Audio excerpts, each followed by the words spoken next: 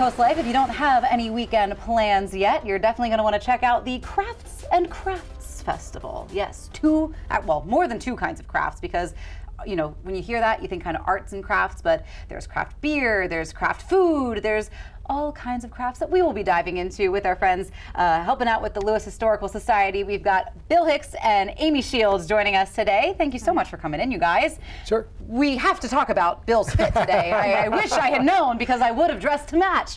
But with the Lewes Historical Society, we've got the Crafts and Crafts Fair coming up. Let's dive into a little bit of what people can see and check out this coming weekend.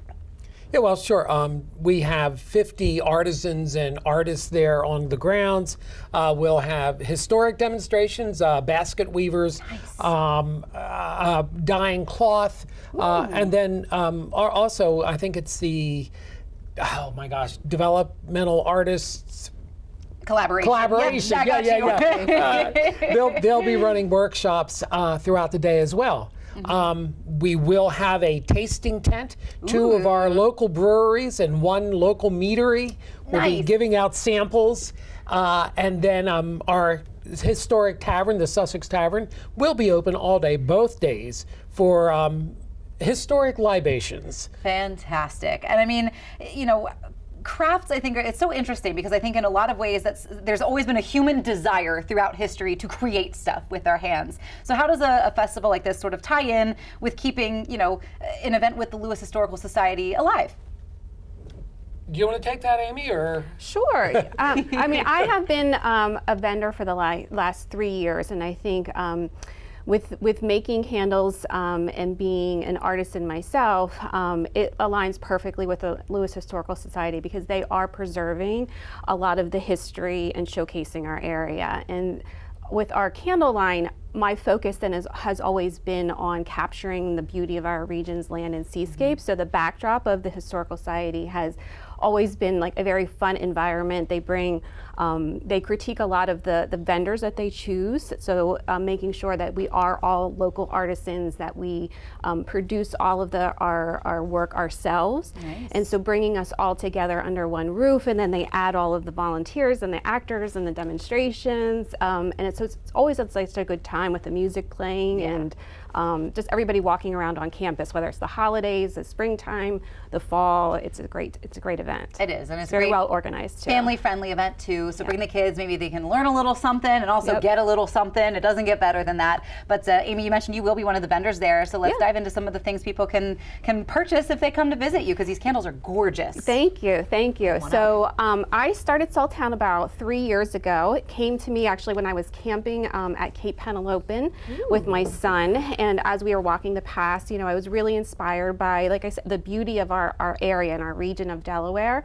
And I just kind of wanted to capture that scent memory for people to take home wherever they might be, and to be able to experience that year round for them. So a lot of our fragrance notes come from driftwood, juniper, just a lot of the, you know, dewy is reminiscent of an orange crush. So anything that kind of speaks to our area is how this has all unfolded here. Awesome. I love that. I think, you know, so many people, this is their second home, and so they can take a little piece of the beach with them back home to their everyday home with scents and products like that. So what are some of the other vendors and crafts that people can explore at the fair? How much is it? Do people need to bring a little money to get in? I think it's a $10 admission fee. That $10 will also get you into the tasting tent if you're over 21. Yes. We'll be checking that. But I think one of the things that Amy said was that, you know, we do vet our vendors. And that sort of makes us unique in this craft fair thing, because we do want local, we do want all handmade, we want the artist on site, so they're not just selling some product that they may have ordered from overseas or something like that. That's true, because a lot of you're right. A lot of festivals don't do that, and so you think you're walking away with this handmade good, and maybe it's not. You can find it online somewhere. So I think that's the holidays are coming up quick. This will be a great time to do a little special holiday shopping, and you're going to walk away with a wonderful product. You can ask artisans themselves any questions that you might have. Well, thank you guys for coming in today. Again, the festival's this weekend, right? Yes. This weekend, Saturday and Sunday, 11 to 6 on Saturday, and and 11 to 4 on Sunday. Perfect. Sounds good to me. And like we said, you can get a little bit of the holiday shopping done, enjoy a drink or two, and shop some crafts, and it's just going to be a wonderful time. But Doesn't get any better. it doesn't get any better than that. Coming up next on Coast Life, though, we've got more ways that you can kind of give back to our community coming up.